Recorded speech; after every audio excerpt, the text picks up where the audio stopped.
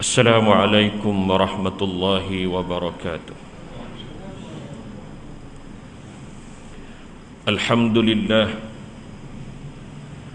Alhamdulillahilladzi arsala rasulahu bil huda wa dinil haqq liyuzhirahu 'ala ad-din kullihi walau karihal kafirun.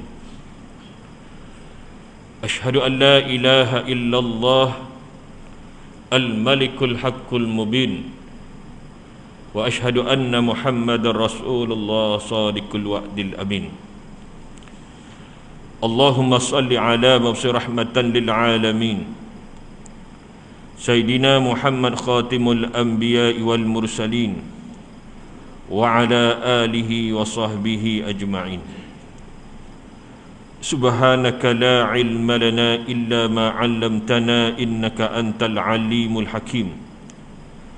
Wa la hawla wa la quwwata illa billahil aliyyil azim. Amma ba'd. Pertama-tamanya marilah kita sama-sama merafakkan kesyukuran kita ke hadrat Allah Subhanahu wa taala dengan segala limpahan kurnia dan nikmat-Nya. Maka dapat kita bertemu buat sekian kalinya dalam majlis ini, yakni majlis ilmu. Mudah-mudahan Allah memberikan keberkatan kita bersama, insya-Allah. Hari ini Ustaz nak membawa perbahasan mengenai ar-ruh yang dikaryakan oleh Imam Ibn Qayyim Al-Jauziyah dalam hal ruh dan jasad. Mana satukah yang Allah Ta'ala ciptakan dahulu? Allah ciptakan roh dahulu ke atau jasad dahulu? Lalu Imam Ibn Qayyim Al-Jauziyah melontarkan persoalan tersebut dengan mengatakan mana satu yang lebih dahulu, ciptaan roh sebelum jasad ataupun penciptaan roh itu sesudah daripada penciptaan jasad. Masalah ini dalam pandangan ramai ada dua pendapat yang termasyhur diberitakan oleh Syekhul Islam Ibn Taymiyah dan lain-lain lagi. Di antara yang berpegang kepada teori yang mengatakan ciptaan roh itu lebih awal daripada penciptaan jasad ialah Muhammad bin Nasr al-Mirwazi dan juga Abu Muhammad bin Hazm, yakni Ibn Hazm. Dan pada Ibn Hazm, hal ini adalah secara ijma'. Menurut Ibn Hazm, dan ijma' dah di kalangan ulama' mengatakan bahawa Allah Ta'ala menciptakan roh dahulu daripada jasad. Ini pandangan dia. Kami akan menyebutkan semua hujah-hujah dan daripada kedua-dua golongan ini. Yang ini mereka yang mengatakan roh dahulu kemudian jasad, dan juga orang yang mengatakan jasad dahulu baru roh. Tapi untuk malam ni pendapat yang pertama dululah kita bahas. Kalau sempat baru kita bahaskan yang kedua. Pendapat pertama pun kalau dibahaskan tu sampai subuh. Lepas subuh baru sambung kepada pandangan yang kedua. Jadi kalau tuan-tuan boleh tahan, tuan-tuan boleh tunggu. Kan? Tapi ustaz balik dululah. Dah lepas subuh datang balik, kita sambung. Ini pandangan yang pertama mengatakan bahawa Allah Ta'ala ciptakan roh dahulu kemudiannya jasad, berasaskan kepada firman Allah Ta'ala dalam surah Al-A'raf ayat yang ke-11. Walaqad khalaqnakum thumma sawwarnakum thumma qulna lil malaikati isjudu li Adam fasajadu. Sesungguhnya kami telah ciptakan kamu. Walaqad khalaqnakum, sesungguhnya kami telah menciptakan kamu. Maka kamu yang dimaksudkan itu ialah roh. Maka kita semua ni adalah roh yang berada di dalam jasad. Itu kita ni adalah roh di balik jasad. Sebab itu kalau tuan-tuan, kalau tak percaya, tuan-tuan duduk dalam kuliah ni tiba-tiba tertidur tuan-tuan. Dah lah tidur, mimpi pula. Dah lah mimpi berdengkur lah pula. Kan? Tidur mimpi pula. Mimpi pergi Cameron Highland. Mimpi tak apa, tak kena sekatan. Tidur pula pergi Cameron yang dah lama nak pergi. Ataupun pergi Langkawi. Ketika ustaz duk sibuk cerita tentang roh-roh ni, tuan-tuan dah sampai Langkawi dah. Tuan-tuan tak tahu pun apa yang cerita tentang, tahu pergi Langkawi. Naik ke terbang ke apa. Nak menunjukkan apa? Menunjukkan kita adalah roh. Meskipun jasad kita berada dalam majlis ni. Itu kita. Sebab itu bila seorang itu meninggal dunia, yang ditanyakan itu ialah rohnya. Adapun jasadnya sudah mati kaku di dalam tanah. Tak kira apa yang berlaku pada jasad, sama ada dia meletup di udara, ataupun terbakar, ataupun ditenggelami laut, itu tidak ada apa. Yang ditanya itu ialah roh. Maka sebab itulah pendapat yang pertama yang mengatakan bahawa roh dahulu diciptakan itu berasaskan kepada firman Allah Ta'ala dalam surah Al-A'raf, walaqad khalaqnakum, sesungguhnya kami menciptakan kamu, thumma sawarnakum, kemudian kami ciptakan rupa kamu, thumma qulna lil malaikati isjudu li Adam, kemudian kami katakan kepada malaikat, sujudlah kamu kepada Adam, fasajadu, maka mereka pun semuanya sujud. Maknanya kami ciptakan roh dahulu, kemudian kami ciptakan jasad, ada rupa pula. Lepas tu kami beritahu kepada Adam, kepada malaikat, sujudlah kamu kepada Adam. Fasajadu, maka semuanya sujud. Mereka mengatakan kalimah thumma, sesungguhnya kami ciptakan kamu, kemudian dirupakan kamu. Kata thumma itu membawa makna kemudian. Di dalam ayat di atas tadi menunjukkan tertibnya dan tempohnya berlaku antara satu dengan yang lain. Maknanya ada maratib, ada tertib. Maknanya diciptakan roh dahulu, kemudian baru diciptakan jasad. Ayat ini telah menyimpulkan bahawa penciptaan roh itu terdahulu daripada perintah Allah kepada para malaikat supaya bersujud terhadap Adam, dan memang sudah termaklum bahawa badan-badan kita barulah diciptakan sesudah itu. Lantaran itu sudah jelaslah roh itu diciptakan lebih awal daripada badan. Antara dalil lainnya, iaitu Allah Ta'ala sebut dalam surah Al-A'raf pada ayat 172, di mana Allah Ta'ala berfirman, wa iz akhadha rabbuka min bani adam min zuhurihim zurriyatahum wa ashhaduhum ala anfusihim alastu bi rabbikum qalu bala syahidna. Dan ingatlah ketika Tuhan kamu, dan ingatlah wahai Muhammad sallallahu alaihi wasallam, ketika Tuhan kamu mengambil penyaksian, mengikat janji daripada anak-anak Adam, min zuhurihim, yang datang daripada tulang belakang mereka ni. Zuhurihim maksudnya belakang. Zuhurihim membawa makna aslabihim. Aslabihim itu jamak daripada kalimah sulbi. Apa itu sulbi? Tulang yang melindungi saraf tunjang tu dipanggil asalib. Yang terdiri daripada ketulan-ketulan tulang. Dia bukan satu, tapi dia banyak tulang, ketulan-ketulan yang tersusun. Tujuannya untuk melindungi saraf tunjang. Satu tulang tu dipanggil sulbi. Pernah satu ketika ustaz di Mekah, ustaz salah masa tu bersama dengan salah seorang doktor jemaah ustaz, di mana jemaah kami salah seorangnya telah dihantar ke hospital, kena buat dialisis, ada yang teruk dan sebagainya. Ada 3-4 orang juga masa tu. Jadi kebetulan ada doktor, ustaz pun bawa pergi dengan dia lah. Sedang kami menguruskan pesakit ni, sempatlah ustaz cerita tentang roh, kitab roh ni, cerita roh bergebak dulu. Dia pun cerita ustaz, dia kata dia cerita dari segi medical. Dia kata dalam badan kita ni ada belakang ni ada tulang belakang ni ada ketulan tulang. Ada beberapa tulang yang mempunyai 2 lubang. Maknanya tak semua tulang belakang ni mempunyai 2 lubang, tak. Maknanya ada beberapa ketulan tulang yang ada mempunyai 2 lubang, di mana lubang itu tempat keluarnya saraf. Daripada saraf tunjang tu keluar, kalau ke kaki dia akan keluar. Dia ada satu tulang kat bawah tu yang menghubungkan tulang kaki, punggung, kaki semua tu lah. Ada beberapa tulang pula yang kawal anggota badan. Ada yang tulang lagi satu lagi untuk saraf tangan dan sebagainya. Makanya hanya ada beberapa tulang daripada tulang-tulang belakang tu yang punya lubang. Ada tu tulang saja, dia tak ada lubang. Jadi tulang ini penting. Katalah tulang yang bawah yang ada 2 lubang yang menjaga kaki ni, kalau dia lumpuh, pecah dan sebagainya, lumpuh kita, tak boleh jalan. Tu ni, mana penting lah.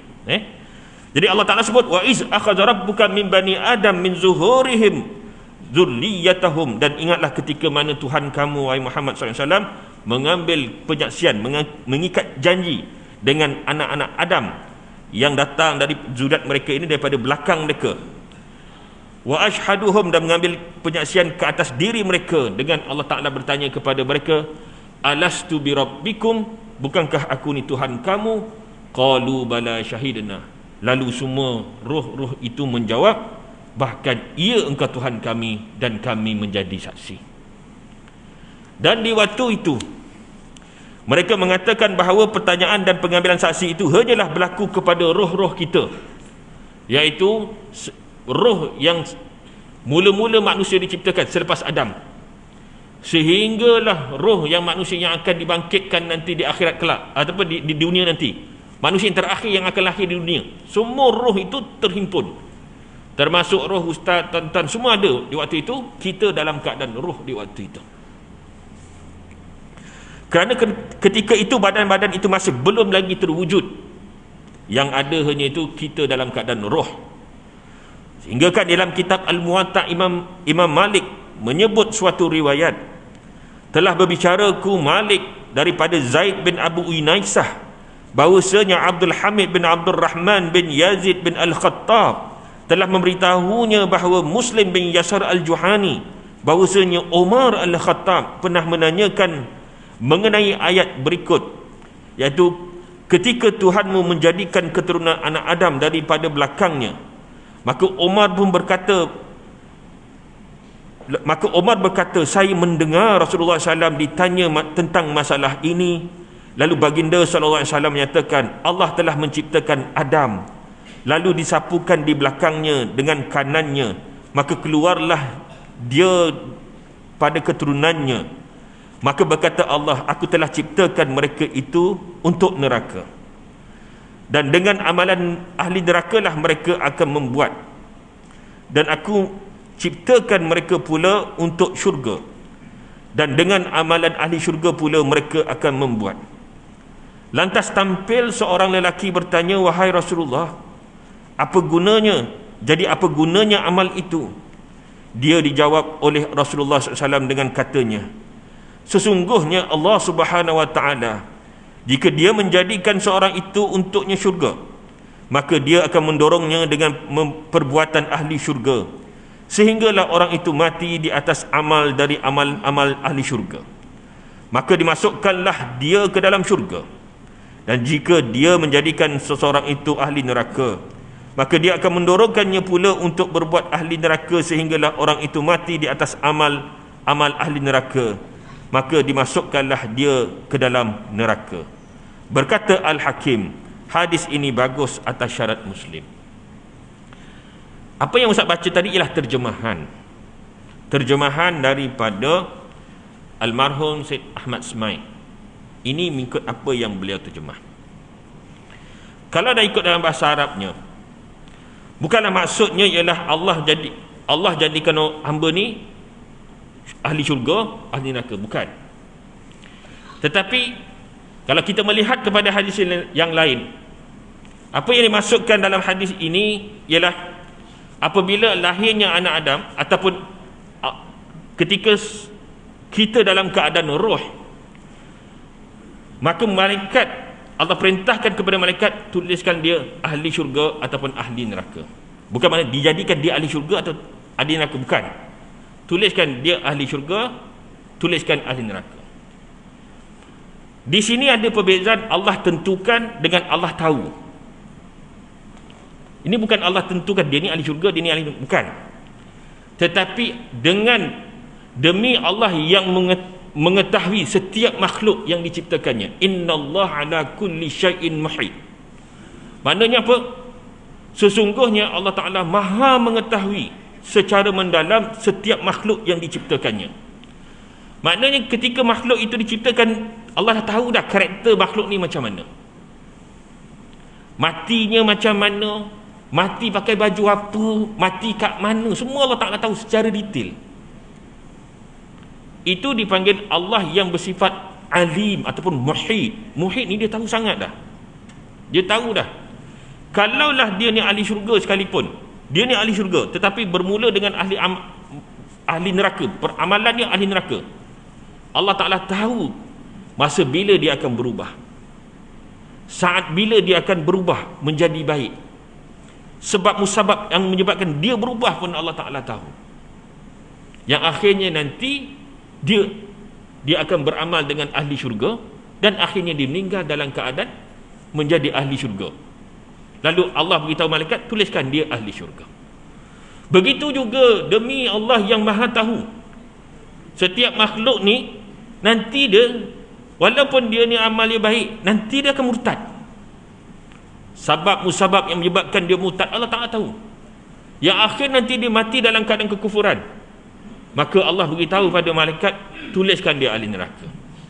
Bukan makna Allah tentukan dia ni ahli syurga, tentukan dia ahli neraka, bukan. Sebab itu Allah Ta'ala sebut di dalam surah Al-Kahfi, faman syaa falyu'min faman syaa falyakfur.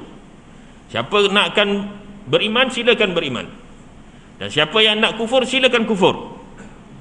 Maknanya dalam hal memilih iman dan kufur, Allah memang serahkan kepada hamba tu sendiri memilih, sama ada dia nak memilih kufur ataupun beriman. Dan Allah maha mengetahui apa yang dipilih oleh setiap hamba tu, dia tahu. Jadi itu ada beza.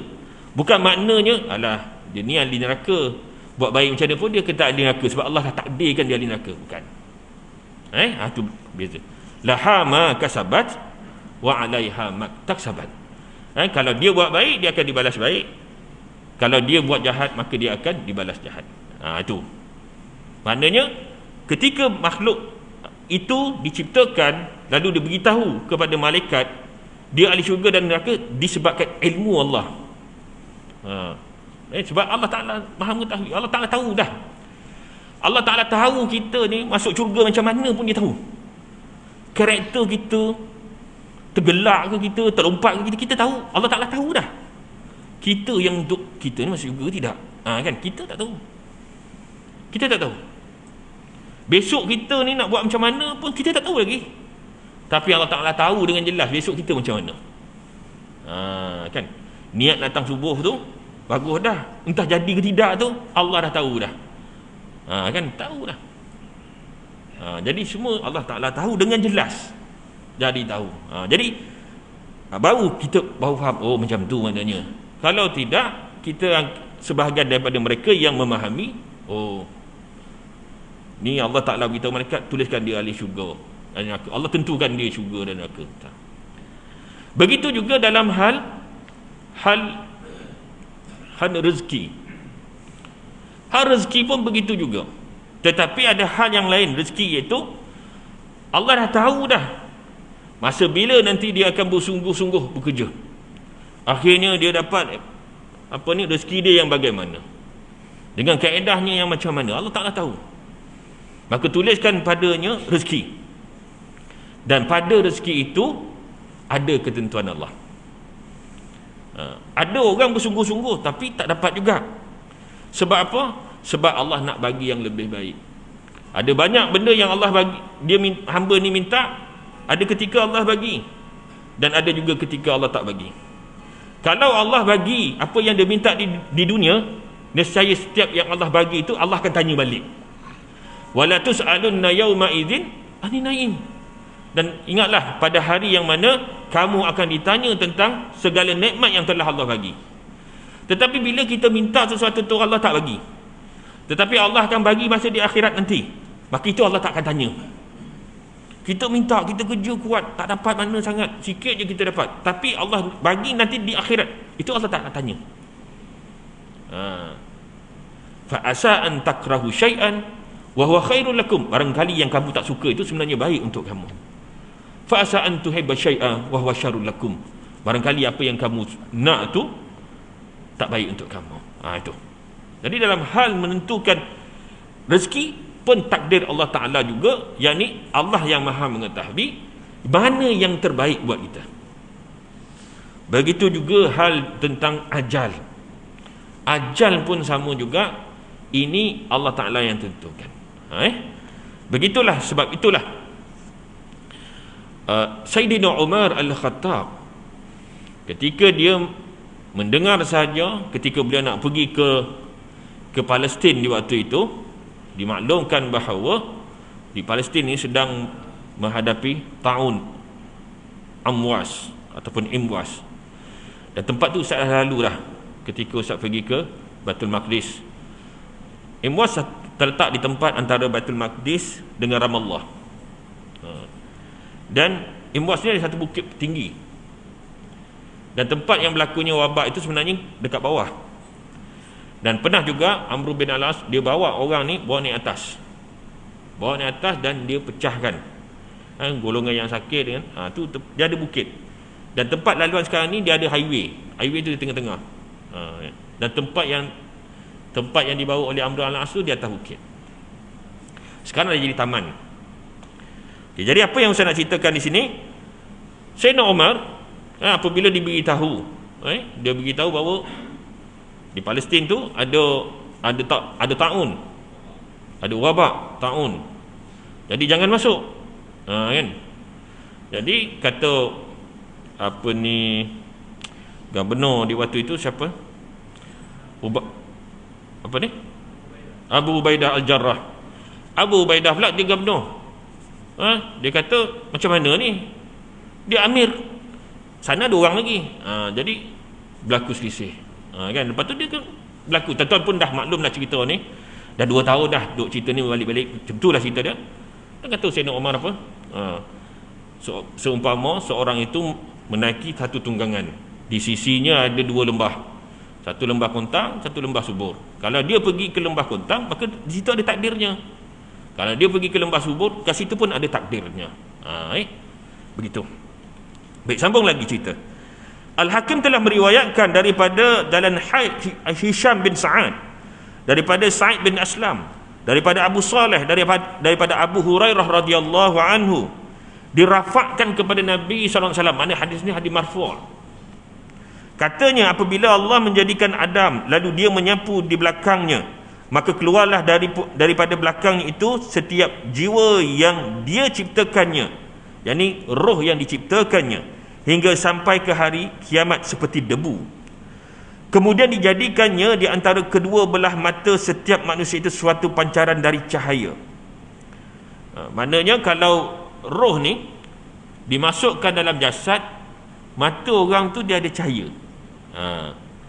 Sebab tu kalau kita tengok mata orang tu tengok kita, dia ada getaran cahaya. Tetapi cuba mayat, tuan pernah mandi tak mayat? Tuan mandi mayat, mata dia terbuka, tak perlu takut sebab mata dia macam kosong, tak ada. Tapi kalau ada roh, kita akan nampak, paling tidak pun pada mata tu dia macam ada cermin, pantulan tu. Lalu dia menyapu, lalu kemudian ditunjukkan kepada Adam, lalu bertanya, siapakah mereka ini wahai tuanku? Jawab Tuhan, mereka itulah keturunanmu. Kemudian Adam melihat seorang di antara mereka yang pancaran cahaya di antara kedua belah matanya sangat berkilau, dan dia merasa terharu dengannya. Maka dia bertanya, ya Tuhanku, ini siapa pula? Jawab Tuhan, ini anakmu Daud di penghabisan umat. Bertanya Adam, berapakah umur yang engkau tetapkan?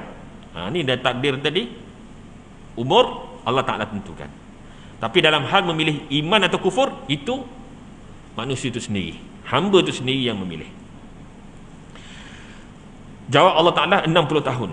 Allah tetapkan umurnya sekadar 60 tahun. Maknanya tak panjang lah umur Daud ni. Berkata Adam, ya Tuhanku, berikanlah dia tambahan daripada umurku sebanyak 40 tahun lagi.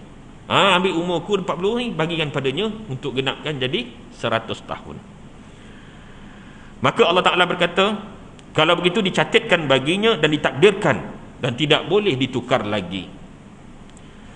Apabila genap umur Adam, Datanglah malaikat maut kepadanya. Maknanya Nabi Adam ni dah tahu dah umur dia berapa. Asalnya Nabi Adam dah tahu dah umur dia berapa. Lalu Adam bertanya kepadanya, bukankah aku masih lagi ada sebanyak 40 tahun? Maka jawab malaikat maut, bukankah engkau telah berikannya kepada anakmu Daud? Ingat tak yang itu dulu dia pernah bagi 40 tahun kepada Daud? Maka berkata Nabi SAW sebagai pencerita hadis ini, maka Adam mengingkarinya. Maknanya, bukankah engkau telah memberikan umur 40 tahun itu kepada anak kau Daud? Lalu Nabi Adam kata, taklah. Dia menafikan. Sebenarnya apa? Sebenarnya dia terlupa. Adam terlupa. Lalu keturunannya juga turut terlupa. Adam telah tersilap. Mukhti' itu maksudnya terkeliru, tersilap. Lalu keturunannya juga membuat tersilap juga. Jadi kenapa manusia ini terlupa? Sebab asalnya bapa pun terlupa juga. Kenapa manusia ini terkeliru? Bapaknya dulu pun terkeliru juga. Keturunan Adam tu begitulah juga. Kan? Jangan buat keliru tu satu hal lain. Buat terlupa tu satu. Bab membayar hutang terlupa pula. Padahal ingat tu. Buat terlupa. Kenapa terlupa? Adam pun dulu terlupa juga katanya. Kan? Selalunya yang terlupa tu orang yang nak bayar. Yang bagi hutang selalu ingat. Kan? Tapi kadang-kadang yang memberi hutang pun terlupa juga. Bahawa orang yang hutang tu dah bayar pun dia kata lupa lagi. Kan itu pun satu hal juga. Yalah, manusia ni mudah lupa. Kan? Imam Ahmad pula telah meriwayatkan hadis yang sama daripada Ibn Abbas. Hadis yang sama tapi riwayatnya daripada Ibn Abbas. Katanya apabila turunnya ayat mengenai hutang, berkata Rasulullah SAW, sesungguhnya orang pertama yang mengingkari hutang ialah Nabi Adam. Mana cerita tadi tapi tajuk di bawah Imam Ahmad bin Hanbal itu berkaitan hutang. Betul. Dalam perkara ini ada tambahan daripada Muhammad bin Sa'ad. Begini katanya, maka Allah pun mencukupkan Adam 1000 tahun dari umurnya, maka untuk Daud dikekalkan umurnya hingga 100 tahun. Allah telah mengumpulkan roh-roh anak Adam. Di dalam Sahih Al-Hakim terdapat riwayat daripada Abu Ja'far Ar-Razi, katanya telah berbicara kepadaku Ar-Rabi' bin Anas daripada Abu Aliyah daripada Ubay bin Ka'ab. Ubay ni siapa? Ubay ni sahabat Nabi SAW. Ubay ni adalah salah seorang daripada penulis wahyu. Dan Ubay bin Ka'ab ini dulunya dia seorang ahli kitab. Ubay ni mana orang hebat lah. Dia salah seorang daripada penulis Al-Quran. Ini penulis wahyu Nabi SAW. Makanya kalau ayat-ayat Quran ni dia lebih faham. Sebab dia antara orang yang menulis wahyu. Dahlah dia ni bekas ahli kitab, lagi dia tahu. Kata Ubay bin Ka'ab, ketika Allah menyebut ataupun ketika Allah berfirman, wa iz akhadha rabbuka min bani Adam, ketika Allah menjadikan keturunan anak Adam daripada belakangnya, katanya Allah telah mengumpulkan semua keturunan Adam dari yang keluar hingga ke hari kiamat. Maknanya selepas daripada Adam, roh-roh yang selepas pada itu dihimpunkan semuanya di suatu tempat, di suatu ketika, dijadikan dalam bentuk roh-roh, kemudian dirupakannya, dijadikan mereka berkata-kata. Maknanya di waktu itu roh ni boleh berkata-kata dalam bahasa roh. Bukan bahasa Arab, bukan, tapi dia bahasa roh. Dan yang boleh berbicara bahasa roh ni siapa? Allah. Sebab tu kalau orang tidur, dia mimpi orang yang telah meninggal dunia, dia berbicara.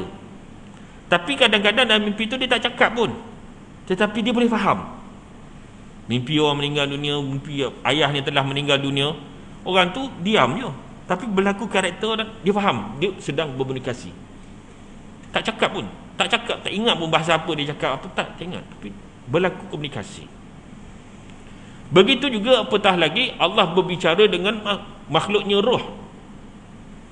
Sebab tu Quran ni disebut kalamullah. Oleh kerana Quran diturunkan kepada Nabi pula bangsa Arab, maka diturunkan Al-Quran itu dalam bahasa Arab yang mudah difahami. Hakikatnya bahasa kalamullah itu tidak berhuruf.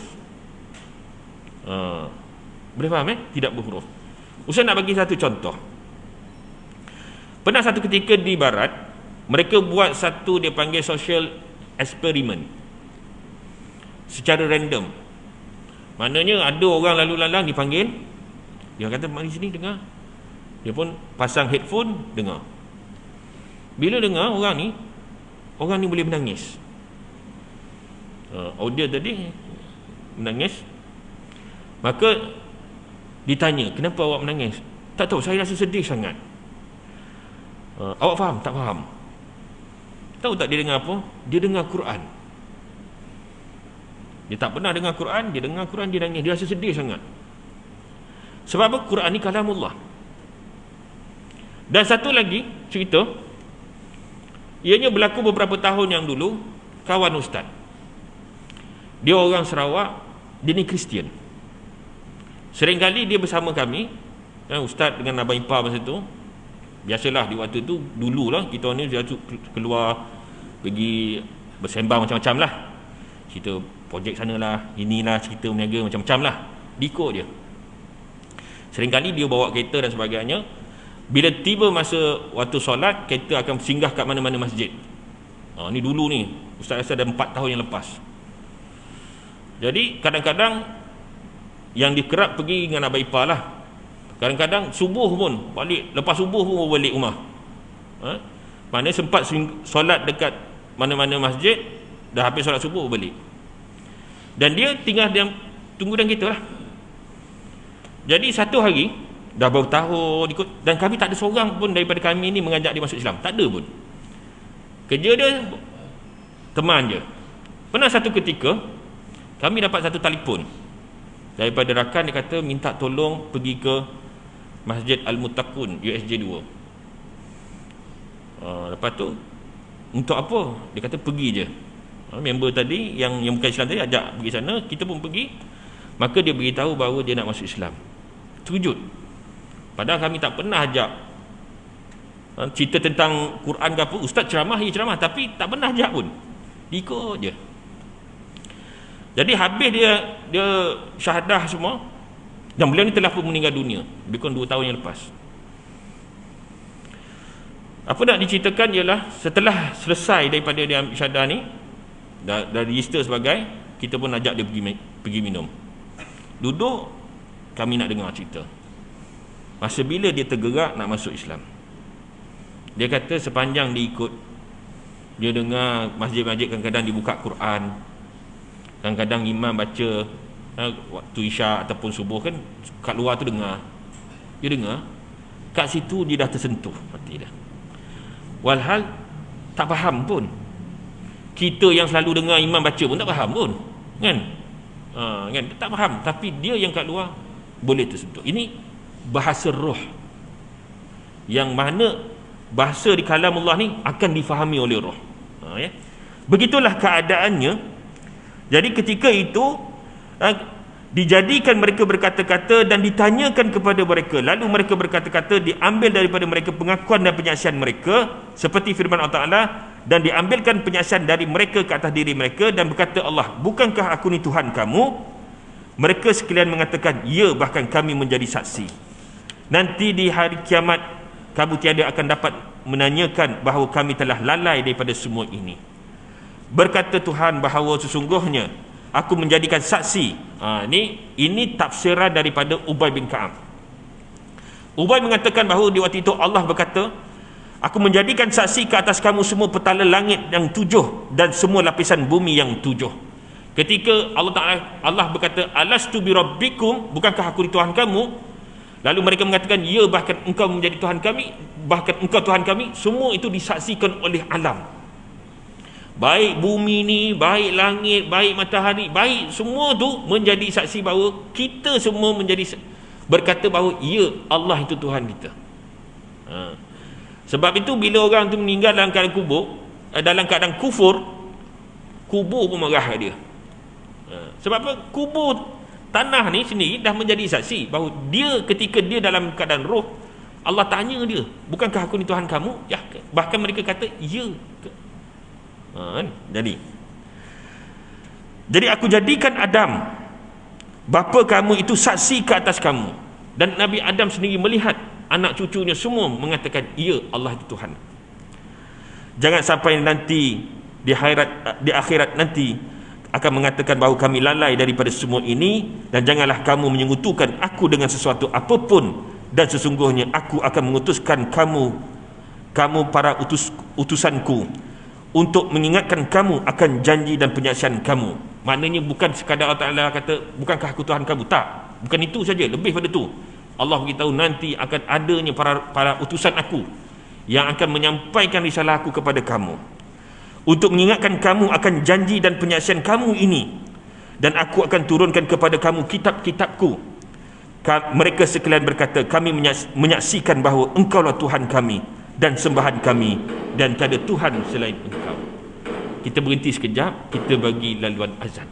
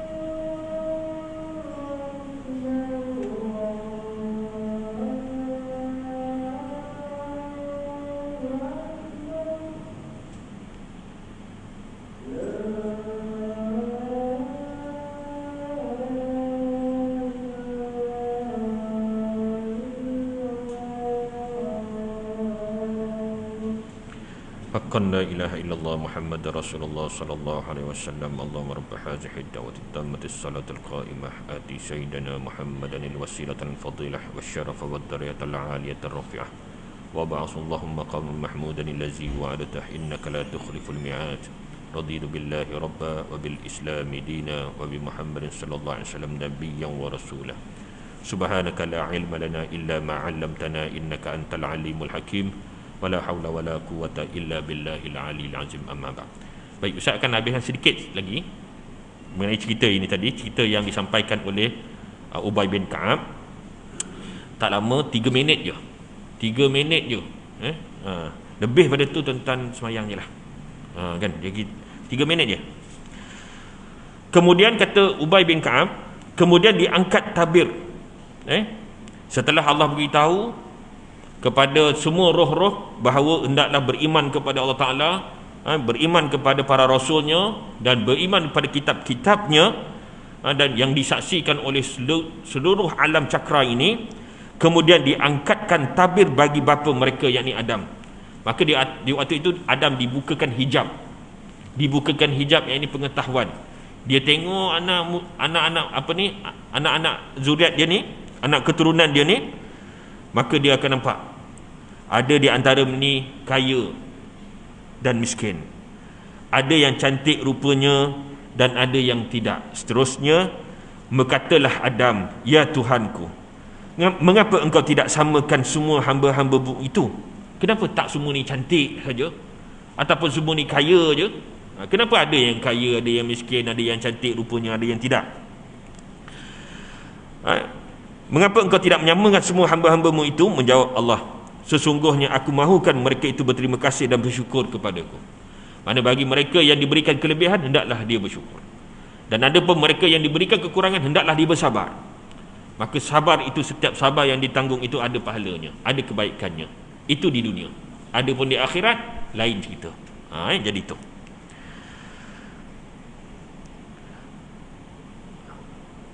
Adam melihat ada di antara yang dijadikannya nabi-nabi, dalam keadaan roh itu sendiri sudah ada perbezaannya. Maka mereka ini laksana lampu-lampu yang menerangi sekitarnya. Dalam keadaan roh ni ada roh yang bercahaya, yang bercahaya. Mereka ini adalah para nabi. Roh ini yang akan Allah jadikan dia sebagai utusan Allah Subhanahu Wa Taala. Dan mereka pula dikhususkan dengan satu perjanjian. Tadi Allah dah panggil secara umum, bukankah aku Tuhan kamu? Ya, aku Tuhan. Ya, engkau adalah Tuhan kami, dan kami menjadi saksi. Ada pun yang bakal menjadi para rasul ini dihimpunkan lagi, diletakkan satu tempat ni, dikumpulkan semua mereka ini, sebagaimana Allah Ta'ala sebut dalam surah Al-Ahzab ayat yang ke-7. Wa iz akhazna minan nabiyyin mitsaqahum wa minka wa min Nuhin wa Ibrahim wa Musa wa Isa bin Maryam.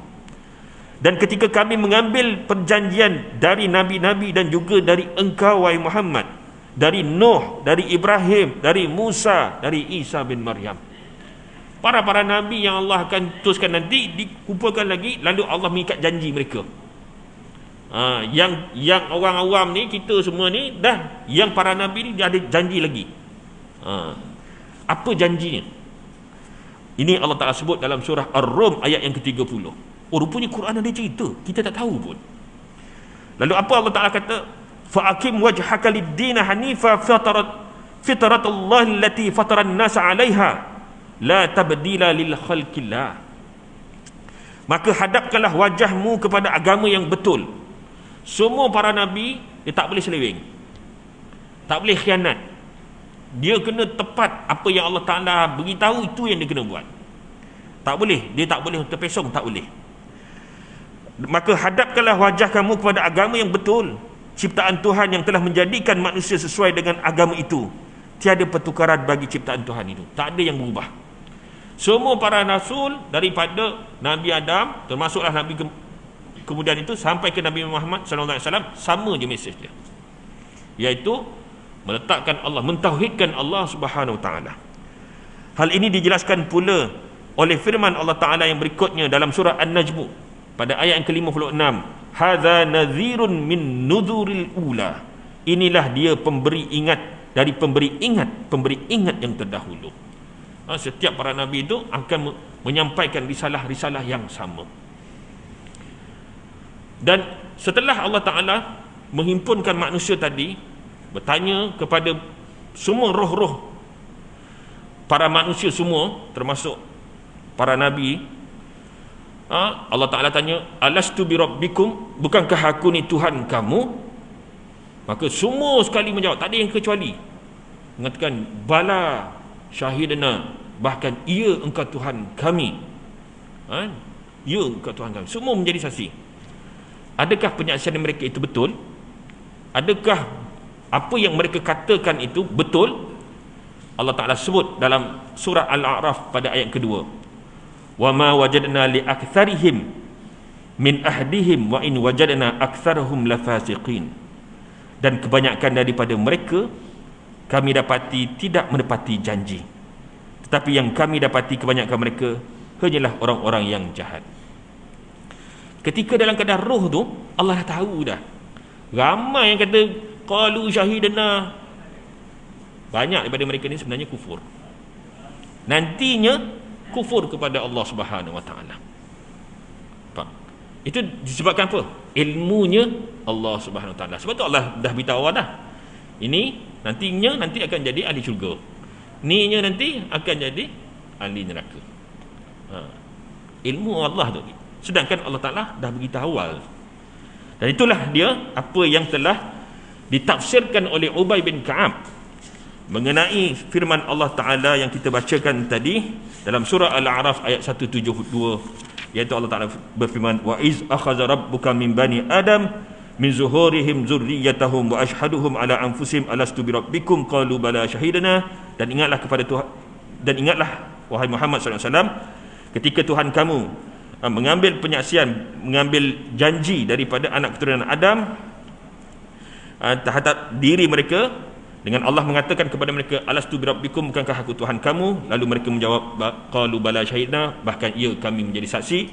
Itu dalam keadaan roh, maka menunjukkan inilah hujah yang menyatakan bahawa Allah ciptakan roh dahulu sebelum Allah ciptakan jasad. Jadi itu saja yang sempat Ustaz sampaikan pada hari ini. Yang baik datang daripada Allah, yang salah yang silap adalah diri Ustaz sendiri dalam menyampaikannya. Ustaz bermaaf. Aku qauli hadza wa astaghfirullah. Bismillahirrahmanirrahim. Alhamdulillahirabbil alamin wassalatu wassalamu ala asyrafil anbiya'i wal mursalin wa ala alihi washabbihi ajmain. Allahumma faqihna fid din wa 'allimna ta'wil. Allahumma ij'alna minal ladzina yastami'una qaul fanattabi'una ahsanah. Wa sallallahu ala sayyidina Muhammad walhamdulillahirabbil alamin. Assalamualaikum warahmatullahi wabarakatuh.